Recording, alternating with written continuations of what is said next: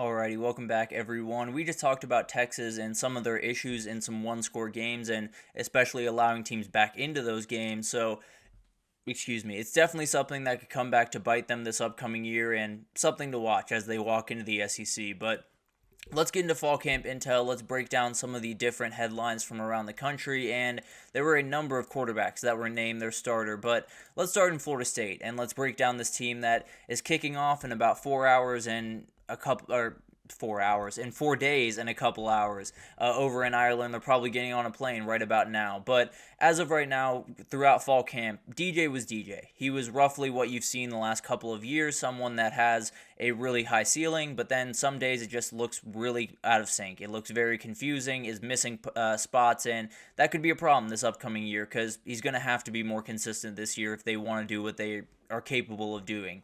But at the end of the day, you do have some weapons to throw to in that offense. Malik Benson is leading the way for the wide receivers, but Kyle Morlock is the guy to watch at tight end. He's made a ton of waves this last couple of weeks and is definitely someone that frankly could be one of their leading reception guys this year because DJ loves his tight ends, that is for sure. Jaylen Brown's also another guy to watch, a very talented young player at wide receiver that is going to make plays this upcoming year. Cam Davis made some waves at running back, and frankly, all the running backs made waves along with that O-line. So that is likely going to be the identity of this team, a lot of running the ball and then let DJ pick his moments here and there.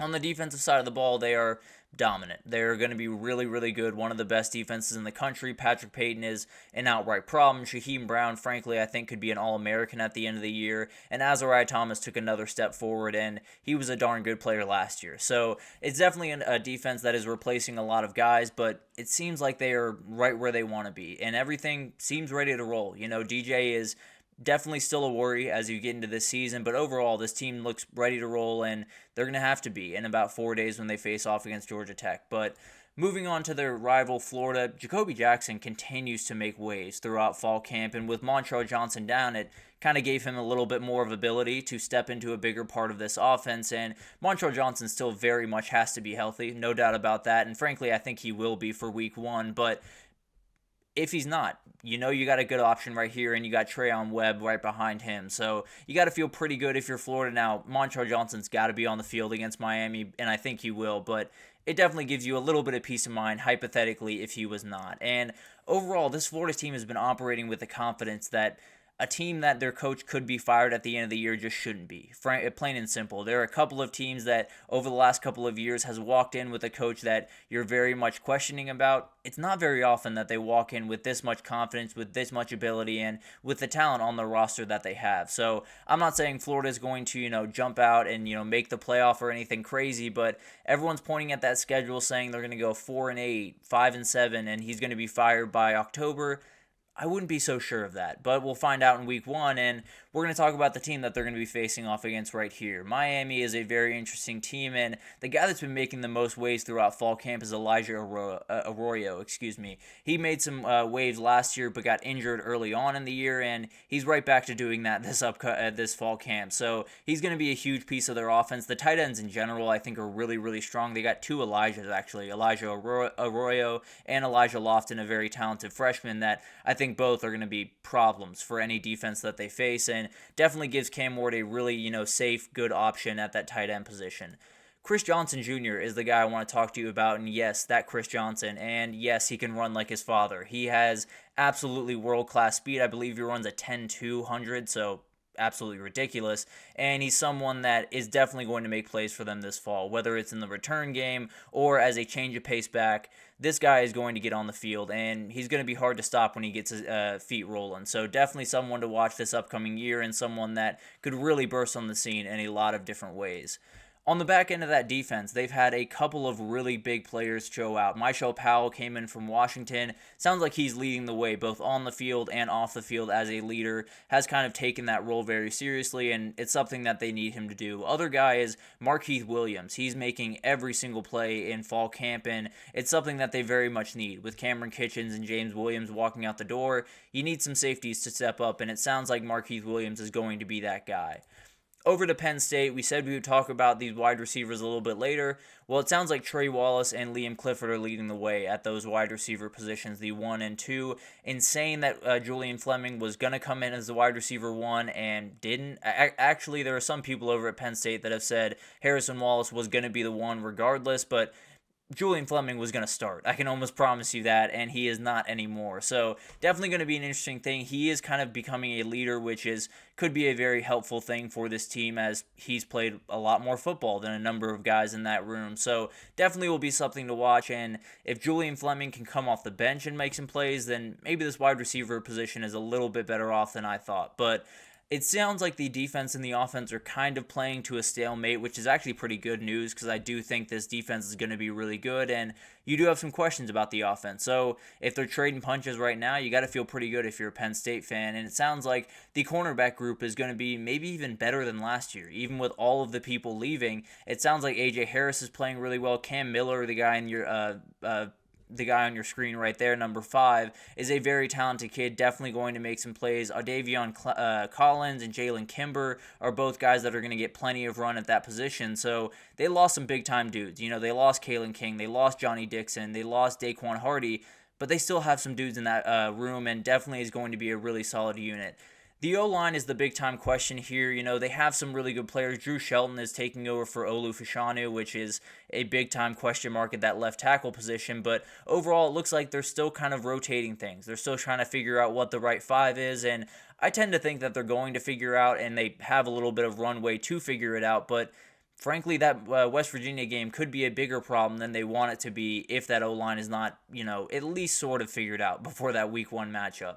Moving on to Michigan, the biggest thing here is it sounds like this defense is going to be quote-unquote positionless. It sounds like they are just going to have all the dynamic athletes, the best 11 on the field at any given moment, and they have a lot of really good 11. There is no doubt about that. They are going to be as dangerous of a team as there is in the country, and with Wink Martindale at the controls, I fully understand why positionless football is the way they want to go about business. Alex Orji just continues to take this team by storm, continues to take the reins as the quarterback 1, and he's going to be the guy.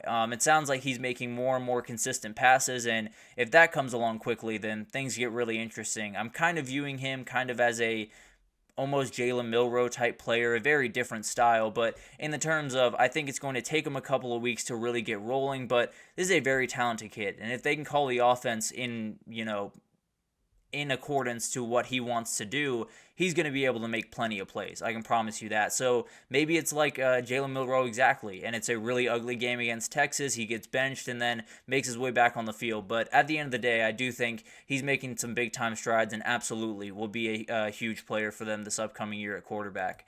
And then moving on to wide receiver, they need young guys to step up. It sounds like Channing Goodwin is one of the guys to watch there. He's a very talented freshman wide receiver, and they got 2 of them. Amarian Stewart is another guy to watch there, but overall, I think both those guys are likely going to get on the field because they probably got to get on the field. If they are that talented and if they can really go with the ball in their hands, then you're going to have to make sure that they're on the field, and Alex Orji has a number of other targets to go to, and definitely something to watch in that front, but moving on to Oklahoma, I definitely had some questions about this defensive line as we got into the year. It sounds like they feel pretty good about it. It sounds like the front line with Dominic Williams and Dejon Terry is doing exactly what you want them to do. It sounds like Jaden Jackson and David Stone, the freshman coming in, are going to play a piece in this D-line, so it's not going to be the most elite group in the country, but it seems to be coming along the way that they want to, and with the linebackers that they have behind them, they can make a couple of mistakes at that interior defensive line and still be more than fine on the back end. But the other news out of this one is Andrel Anthony. He got injured actually in the Texas game of last year and is still struggling with that injury. And frankly, Oklahoma has plenty of weapons to where this won't make too big of a difference, but this is a guy you want on the field. This is a guy that you can just get the ball to and he can make something happen with his legs, whether it's a screen or a drag, what have you. This is a guy that's really special with the ball in his hands, and you're going to need that guy on the field. It's definitely going to be one of those things to watch throughout the year where I think they have plenty of guys with Nick Anderson, with Deion Burks, and a number of others, but you're going to want as many options as you can going into the SEC, and this is one that definitely would be very valuable to this team if he was on the field. And then finally, the big thing out of Oklahoma camp is Zach Alley, the new defensive coordinator, is remarkable. And frankly, if you were following him at Jacksonville State, you probably knew that. But this is a guy that can really coach football, and he is very young at this very moment. So I would be surprised if he wasn't calling plays somewhere this time next year, frankly, because this guy is really remarkable. And this Oklahoma defense seems to be exactly where you want it to be, and is likely going to be the way that they win games in a lot of different ways. The turnover troubles for Jackson Arnold still seem to be very real, and if that's the case, then this defense is going to be asked to do a lot. It sounds like they have plenty of ability to answer that call, but definitely the way that they're going to win games is that 21-17 or that 24-20 type game that could be a little bit ugly, but maybe they get the job done at the end of the day. One of the games that they're looking forward to the most over at Oklahoma is that Auburn game, definitely a huge one, and the wide receiver room there is going to be really good. Whether it's Cam Coleman or Perry Thompson as freshmen that are going to make big plays, or Keandre Lambert-Smith is likely going to be the wide receiver one there. Sam Jackson V is making big-time plays. Malcolm Simmons is making plays. You also have Robert Lewis, Caleb Burton. It's ridiculous, the amount of guys that they have at that position, especially when you think back to 2 years ago when it was a big-time question mark for this team, and it doesn't stop there. Peyton Thorne, it sounds like he is really making strides and doing things that you want him to do, and frankly, when you surround him with all those guys, that definitely does help that. So if he can take that step forward, if he can play a little bit closer to 2021 Peyton Thorne than 2023, then I think he's a very dangerous player, and this is a team that they're not going to win the SEC or anything, but they could easily win some games that you do not expect them to and ruin the fun for someone else. The other guy that's making noise is Rivaldo Fairweather. This is a guy that transferred over last year and made some plays here and there. Wasn't necessarily the huge part of the offense that I expect him to be this year, but definitely was a big-time player, and he is a guy that's just a straight-up mismatch. Wherever you want to put him, on a linebacker, on a safety, on a corner, he's going to be a problem. No doubt about it, and he's definitely someone that is going to have a huge part in this offense with all the wide receivers on the outside. Maybe it's just Rivaldo Fairweather over the middle of the field, just on a seam route that ruins a game for someone. So definitely a player to watch, and it sounds like the offense at least has all of the weapons that they definitely want on that team. And then the back end is still a little bit of a question. They brought in a ton of different transfers like Jaron Thompson, the safety from Texas, and the talent level is high. There's no doubt about that, but they still got to put it together. And it's the same worry I have about Oregon. It's the same worry I have about Ole Miss. It's the same worry I have about pretty much every team that transferred in a lot of guys at one particular position, especially the back end. Fitting them all together is not an easy thing to do, and it's definitely something that could hold back Auburn a little bit this year. Maybe they're playing a lot of shootouts, which would be a really weird thing to watch, but definitely something that is going to be huge for this team, and I think more than anyone, Jaron Thompson is going to be the guy that is going to have to step up and make some big plays on that back end if they don't want to be exposed pretty much every single week.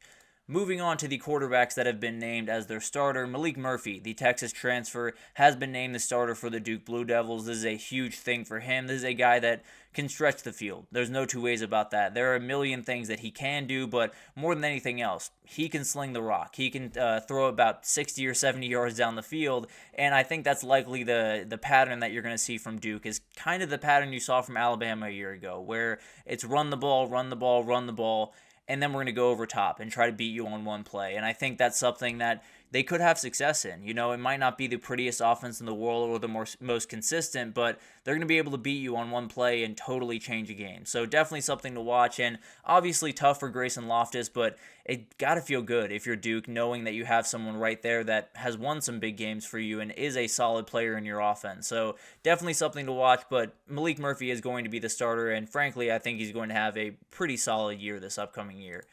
Over to USC, Miller Moss has been named the starter, and frankly, I don't know if it had to be named. He was battling Jaden Mayava technically, but overall, for a long time, everyone's felt like this is the guy. Pretty much since the Holiday Bowl a year ago, people felt like this was going to be the guy, and it makes for a really cool story in Week 1. It's Miller Moss against Garrett Nussmeier, two guys that waited their turn, two guys that watched, Heisman-level players play at their school and said, I'll just wait. I'll wait for my second, and then when I come, it's going to be incredible. And we'll see what happens in that Week 1 in Vegas, but it's going to be awesome. Two true gunslingers against two not-so-good defenses, and it's going to be a downright show. I can promise you that. So a couple of quarterbacks named. There are a couple more that I will update you on tomorrow. But at the end of the day, everything continues to roll out of fall camp, and we're winding down pretty soon. So they got to get some things in order. Still some big time questions around some of the biggest teams in the country. So definitely will be something to watch as we get into the next couple of days, as we get into the season especially. But that'll do it for the fourth segment here. Let's take our last break, and when we come back, I'm going to break down the 10 things that I love the most about college football. We have college football in 4 days, and I feel like it's a good time to break down what makes this sport so special to me, so I'll break that down right after this, so stick with us.